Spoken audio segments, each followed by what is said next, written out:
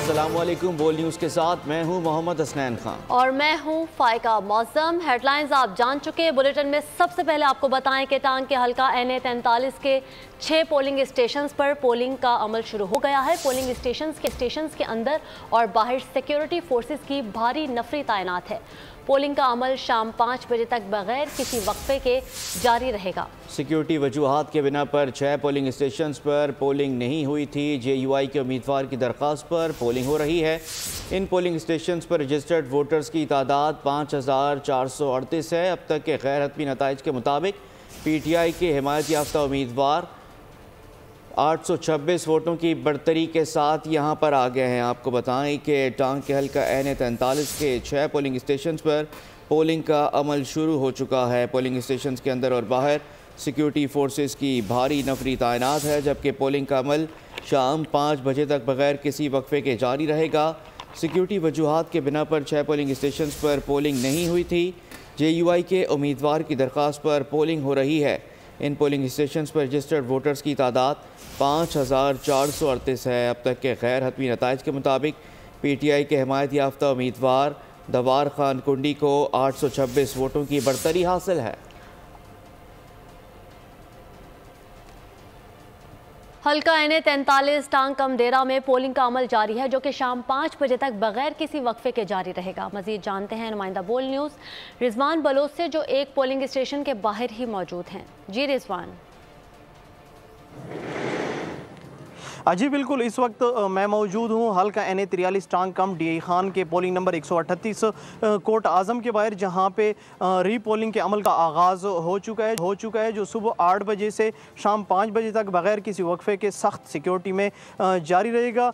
यहाँ मैं आपको ये बताता चलूँ कि ज़िला टांग हल्का NA43 के 6 पोलिंग स्टेशन पर सिक्योरिटी वजूहात के बिना पे जो है पोलिंग जो है वो यहाँ पे नहीं हो सकी थी, जिसके खिलाफ JUI के उम्मीदवार मौलाना असद महमूद ने 826 वोटों की शिकस्त के कम मार्जिन के बायस यहाँ पे जो है वो दरख्वास्त दी थी री पोलिंग की, जिसके लिए यहाँ पे जो है वो दोबारा पोलिंग का अमल जो है वो शुरू हो चुका है। यहाँ मैं आपको ये बताता चलूँ कि JUI के उम्मीदवार मौलाना असद महमूद और PTI की हिमायत याफ्ता आज़ाद उम्मीदवार दावर कुंडी के दरमियान कांटे का मुकाबला है और 826 वोटों की शिकस्त से जो है वो JUI के उम्मीदवार मौलाना असद महमूद दावर कुंडी से हारे थे। ठीक है, बहुत शुक्रिया रिजवान बलोच आपका तफसीलात के लिए। पीपल्स पार्टी और नून लीग के दरमियान पावर शेयरिंग की एक और बैठक आज लगेगी। नून लीग को बड़े ब्रेक थ्रू की उम्मीद है। आज की नशिस्त फैसला कुन होने का इंदिया दे दिया। आसिफ जरदारी ने बिलावल भुट्टो को इस्लामाबाद बुला लिया है। मुराद अली शाह ने चेयरमैन के हमरा उड़ान भर ली है। इक़्तिदार की कुर्सी पर बारी बारी बैठना है या मामले वजारतों की तकसीम पर हल होगा। शेयर्ड पावर से मुताल्लिक नून लीग पुरुमीद, पीपल्स पार्टी के तहफ़्फ़ुज़ात शदीद। बिलावल के बयान पर नाराज इसहाक डार ने आज की नशिस्त को नतीजा खेज होने का इम्कान जाहिर कर दिया। इखलाकी तौर पे बाउंड है और ये हमारी अंडरस्टैंडिंग है कि हम कोई नहीं करेंगे। तो अब बिलावल साहब ने जो बात की है, इसमें एक हद तक ये one of the fraction of the dialogue आप कह सकते हैं कि ये बात हुई है, लेकिन मैं कोई भी इसके नतीजे में कोई मजीद तफसील जो है वो मैं मुनासिब नहीं समझता कि मैं डबल्स करूँ। ख्वाजा आसिफ और साद रफीक को भी आज की नशिस्त हतमी नजर आने लगी। धांधली के इल्जाम जिनके खिलाफ लगाए जा रहे हैं, उन्हीं के साथ जो है इत्तेहाद की और एहतजाज की बातें भी हो रही हैं। मैं समझता हूँ कि आवाम में सियासी बरादरी की आगे भी कोई इतनी ज़्यादा साख नहीं है, लेकिन ये रवैये जो है ना साख को और ज़्यादा जो है ना मजरू कर रहे हैं। मुझे कोई शिकायत नहीं है इलेक्शन कमीशन से भी और चीफ इलेक्शन कमिश्नर साहब से भी, उनसे क्या शिकायत करूं, लेकिन जो इस हल्के के साथ किया गया वो नाइंसाफी थी। कि हम नफरत की सियासत नहीं करेंगे।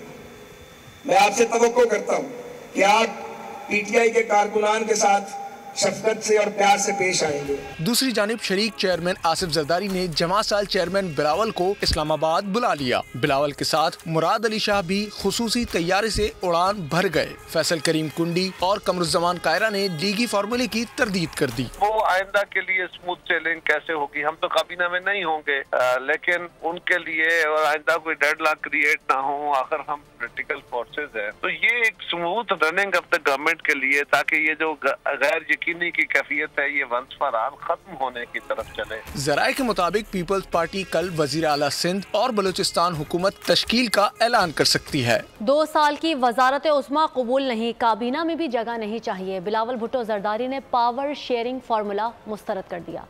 ठट्टा में जलसे से खिताब में बोले, उन्हें कहा गया था कि पहले 3 साल हमें दे दें, अगले 2 साल आप हुकूमत बना लेना, लेकिन मैंने इनकार कर दिया। बिलावल भुट्टो बोले, मुझे खुद सदरुद्दीन शाह ने कहा था कि 10 नशिस्तें दे दी, मैं उन्हें 10 सीटें कहाँ से दे दूँ। बोले 16 माह की हुकूमत में जो वादे हमसे किए गए वो पूरे नहीं हुए। मौलाना फजलुर रहमान और पीर पगाड़ा को चैलेंज किया है कि मेरे खिलाफ इलेक्शन लड़कर देख लें। गया है कि पहले 3 साल हमें दे दे, आखिरी 2 साल आप वजीर आजम बने। नहीं नहीं नहीं नहीं नहीं, मैं इस तरीके से वजीर आजम नहीं बनना चाह रहा हूँ। हम ना कोई वफाकी वजारत चाहते हैं, ना वजीर आजम का कुर्सी चाहते हैं। हम इतना चाहते हैं कि हम पाकिस्तान के अवाम का मसाइल हल कर सके। जो पीर साहब है कभी कभार दीदार करवाता है तो उनके मुरीदें निकलते तो जरूर है, और वो भी इस गलतफहमी में होते हैं कि मेरे इतने सारे मुरीद हैं कि ऐसे ही मैं इलेक्शन जीत जाऊंगा। उनको कहा गया कि पीपी से इत्तेहाद करो। पीर साहब का अपना भाई सदरुद्दीन शाह साहब ने 10 सीटें का मुतालबा कर रहा था। अब मेरे जियाले जीत चुके हैं, मैं कहां से ढूंढ के ये सीट इनको दिलवा दूं।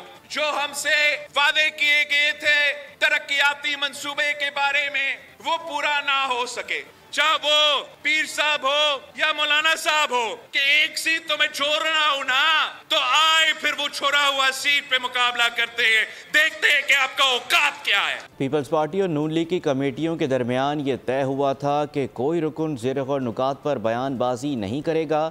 दोनों जमातों में मुशावरत मुकम्मल होने से पहले कोई बात करना नामुनासिब है। बिलावल भुट्टो के खिताब पर इसहाक डार का बयान भी आ गया। कहा कि फ़रीक़ैन के दरमियान अभी तक हतमी नुकात तय नहीं पाए। आज के इजलास में अहम पेशरफ्त मुतवक्के है। नून की तरफ से भी एक कमेटी है और उसमें मैं भी शामिल हूँ। हमारा पीपल्स पार्टी की 7 रुकनी कमेटी से 4 राउंड्स ऑफ डिस्कशंस हो चुके हैं। ये हमने आपस में ये तय किया था कि जो जरूरी होता है वो हम मीटिंग के बाद एक प्रेस रिलीज और फुटेज रिलीज कर देते हैं, लेकिन जो कोर और एक्चुअल जो डिटेल है वो तय था कि जब तक ये फाइनल हतमी शक्ल इख्तियार नहीं करेगा और ना तो कोई पार्टी हमारी पार्टी को कोई रुकन या दूसरी तरफ जो है डायलॉग कमेटी पीपल्स पार्टी उनका कोई रुकन, उसको पब्लिक नहीं करेंगे। और इसी तरह हम अपने रहनुमाओं से भी यही तवक्को कर रहे हैं, जो ये एक ज़ाब्ता इखलाक कह लें बना हुआ है, इखलाकी तौर पे बाउंड है और ये हमारी अंडरस्टैंडिंग है कि हम कोई नहीं करेंगे। तो अब बिलावल साहब ने जो बात की है इसमें एक हद तक ये one of the fraction of the dialogue आप कह सकते हैं कि ये बात हुई है, लेकिन मैं कोई भी इसके नतीजे में कोई मजीद तफसील जो है वो मैं मुनासिब नहीं समझता कि मैं डबल्स करूँ। पीटीआई मजलिस वहदत मुस्लिमीन और सुन्नी इत्तेहाद काउंसिल के इस्लामाबाद में 4 घंटे तक अहम मुज़ाकरात मुकम्मल हो गए। ज़राए ने बताया तहरीक इंसाफ ने मजलिस वहदत मुस्लिमीन को उसके साथ इत्तेहाद की सूरत में सियासी नुकसान से बचने पर कायल कर लिया। दोनों ने मिलकर दरमियानी रास्ता सुन्नी इत्तेहाद काउंसिल के प्लेटफॉर्म पर आज़ाद उम्मीदवारान को ज्वाइन कराने का प्लान तय किया है। अपने अरकान कौमी असम्बली को आज से इलेक्शन कमीशन ऑफ पाकिस्तान में आज़ाद अरकान की शमूलियत के लिए कायम डेस्क में स्टैम्प पेपर जमा कराने की हिदायत कर दी। कानूनी दस्तावेज़ात जमा कराने की हिदायत। तीनों जमातें आज इस्लामाबाद में अहम प्रेस कॉन्फ्रेंस में मुश्तरका पॉलिसी का ऐलान करेंगी।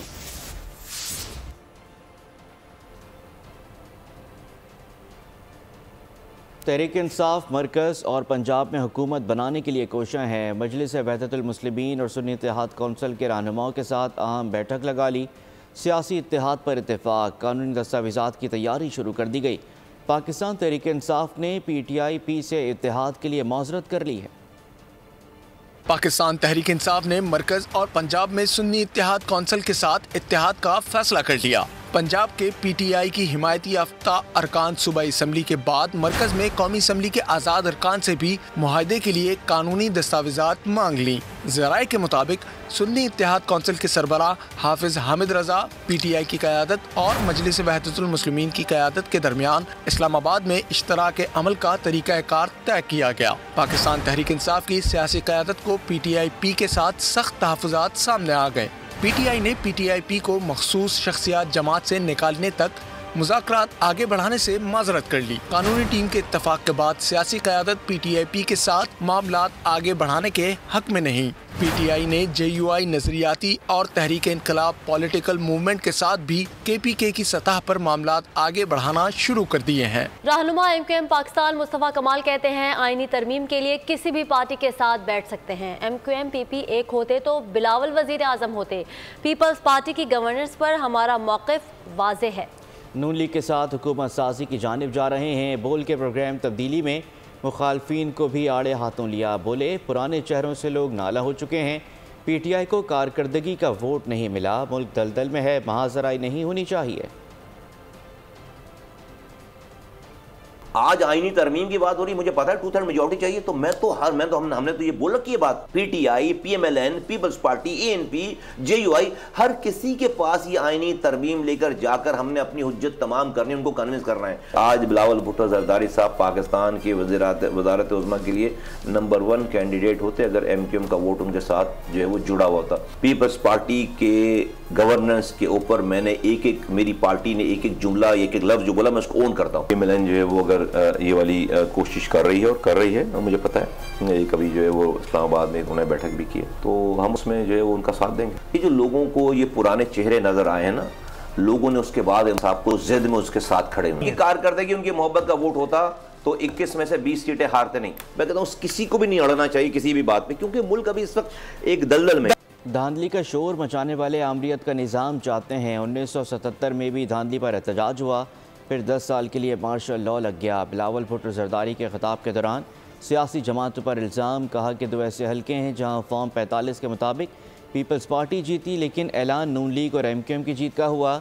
लेकिन हम अपने हक़ के लिए कानूनी रास्ता अपनाएंगे। सियासतदान वक्त की नज़ाकत को समझें, शिकायत दूर करें और मुल्क में इस्तेकाम आने दें। बिलावल भुट्टो ने कहा कि मौलाना फजल रहमान के पास सिर्फ मदरसे के बच्चे हैं जिनका वोट ही नहीं है। आज भी कुछ ऐसे सियासतदान हैं जो समझते हैं कि एक बार फिर इस मुल्क में एक आमरीत जैसा निजाम कायम किया जाए। आप सबको याद है कि 1977 में क्या हुआ। पहले धांधली का शोर उठा और 10 साल से ज्यादा हमें उस आमिर जिया जैसे आमरीत को भुगतना पड़ा। मेरे पास ऐसे भी फॉर्म 45 हैं जहां मेरा फॉर्म 45 पे पाकिस्तान पीपल्स पार्टी का उम्मीदवार जीत चुका है, मगर ऐलान तो कहीं मुस्लिम लीग नवाज का हुआ है, तो कहीं मुत्तहिदा कौमी मूवमेंट का ऐलान हुआ है।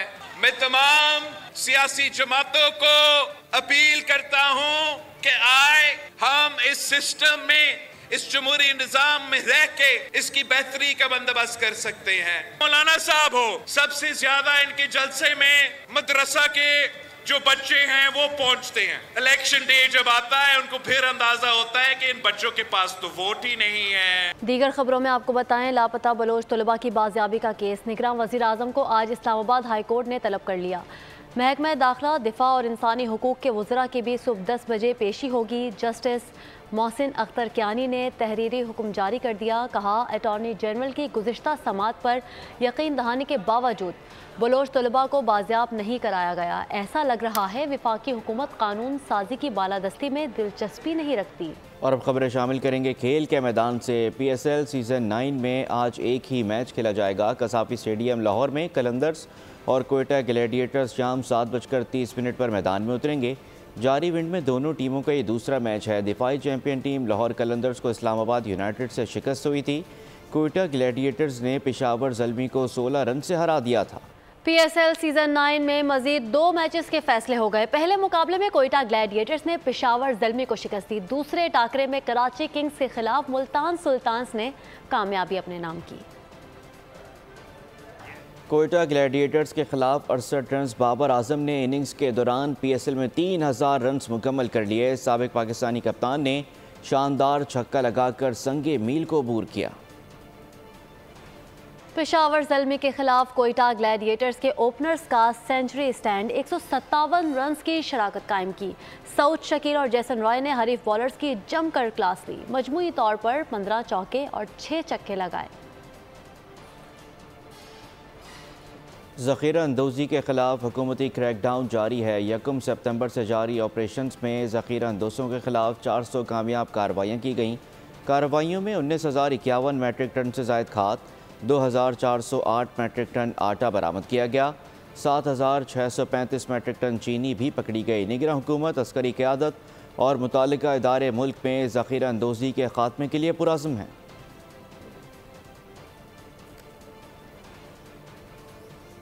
मौसम का हाल बताते हैं आपको। मुल्क में सर्दी की शिद्दत बरकरार है। बला इलाकों में बर्फ़ ही बर्फ़ है। शारा कराकरम लैंडस्लाइडिंग के बाइस बंद हो गई। गिलगित और इस्लामाबाद आने जाने वाली सैकड़ों गाड़ियां फंसी रहीं। कराची में तेज़ और गर्द आलूद हवाओं का राज है। बारिश का सिलसिला जारी है। पहाड़ों ने सफ़ेद चादर ओढ़ ली है। मज़ीद बता रहे हैं बालाकोट से हमारे नुमाइंदे रजब अली। जी रजब, बताइएगा। इस वक्त मैं बालाकोट में मौजूद हूँ और अगर बालाकोट के मौसम की बात की जाए तो यहाँ पे गुज़िश्ता 24 घंटे से वक्फे से बारिश का सिलसिला जारी है और जिसकी वजह से यहाँ पे सर्दी में बहुत ज़्यादा इजाफा हो गया है।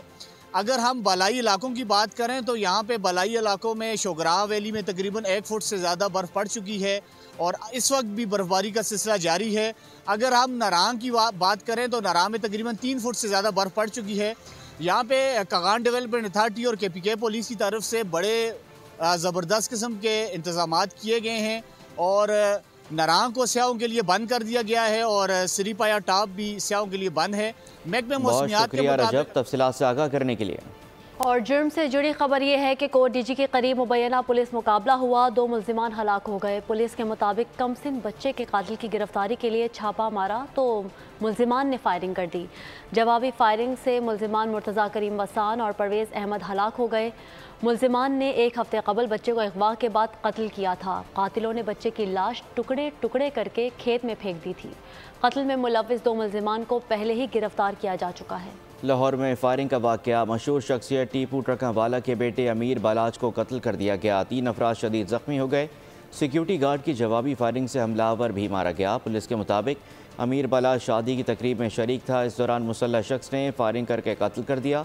वाक़े के बाद इलाके में खौफ व हिरास फैल गया। हालात कशीदा होने के पेश नज़र पुलिस की भारी नफरी मौके पर पहुँच गई। टीपू ट्रकावाला खुद भी दुश्मनी की नज़र होकर कत्ल हो गए थे। कराची में जुराइम पेशा अनासिर बेलगाम डाकुओं ने मजीद 3 अफराद को जिंदगियों से महरूम कर दिया। 2 डकैत कानून के शिकंजे में आ गए। नबी बख्श पुलिस ने कार्रवाई करते हुए Lyari gang war Uzair group का मतलूब मुल्जिम इरफान उर्फ काकल को साथी शाहिद समेत गिरफ्तार कर लिया। जोहर मोड़ कार सवार ने मोटरसाइकिल सवार को डाकू समझकर फायरिंग कर दी। गाड़ी से मोटरसाइकिल को टक्कर मार दी। शहरी भागा तो आवाम ने पकड़कर तशद्दुद का निशाना बना डाला। शाह फैसल कॉलोनी में MKM के अहदेदार के कत्ल का मुकदमा दर्ज कर लिया गया। और अब बात करते हैं गज़ा की। फ़लस्तीनियों की नस्ल कुशी जारी है। इसराइल की मुसलसल बमबारी। गज़ा में 13 मकामात पर बारूद की बारिश। शोधा की मजमूई तादाद 28,985 हो गई। अल नासिर अस्पताल गैर फाल, 200 मरीज बेयारो मददगार। ब्राज़ील के सदर ने गज़ा में नस्ल कुशी को हॉलोकॉस्ट से तशबीह दे दी। कहा गज़ा जंग वैसी ही है जैसा हिटलर ने यहूदियों के साथ किया था। एथियोपिया में अफ्रीकी यूनियन कॉन्फ्रेंस से ब्राज़ील के सदर लोलादी सिल्वा ने खिताब में कहा, तारीख़ में गज़ा की इस वहशियाना जंग की मिसाल नहीं मिलती। ये सिपाहियों के ख़िलाफ़ जंग नहीं बल्कि गज़ा में नस्ल कुशी हो रही है। दूसरी जानिब इसराइली वज़ीर आज़म नेतन्याहू ने ब्राज़ीली सदर का बयान यहूदियों पर हमला करार दिया और कहा इसराइल का नाज़ियों और हिटलर से मुआवजा करना सुर्ख लकीर उबूर करना है। ब्राज़ीली सदर के बयान पर एहतजाज के लिए ब्राज़ीली सफ़ीर को तलब करेंगे। गज़ा में जंगबंदी का मुतालबा करते हुए ग्लासगो के शहरी सड़कों पर निकल आए। एहतजाजी रैली में इसराइल के ख़िलाफ़ और फ़लस्तीन के हक़ में नारे लगाए गए। शुरका ने फ़लस्तीनी परचम थामे हुए थे। आगे बढ़ते हैं। कराची में 3 रोज़ा अदबी मेला अदबी सरगर्मियाँ समेटते हुए अख्ताम पसीर हो गया। आखिरी रोज़ मुख्तलिफ शोबा है ज़िंदगी से ताल्लुक़ रखने वाले अफराद ने कसीर तादाद में शिरकत की। मज़ीद जानते हैं सना आरिफ की रिपोर्ट में। और बुलेटिन के आखिर में आपको बताएं, नौजवान बर्फ़ के पहाड़ों पर खो गया। एक्शन फिल्म पोलर रेस्क्यू का ट्रेलर जारी। फिल्म 3 अक्टूबर को रिलीज़ की जाएगी। और इसी के साथ बुलेटिन से फ़िलहाल इतना ही। किसी भी खबर की तफसील के लिए आप विजिट कर सकते हैं हमारी वेबसाइट bolnews.com। बाखबर रहने के लिए देखते रहिए बोल न्यूज़। सब्सक्राइब करें और बेल दबाएं ताकि कोई खबर रह न जाए।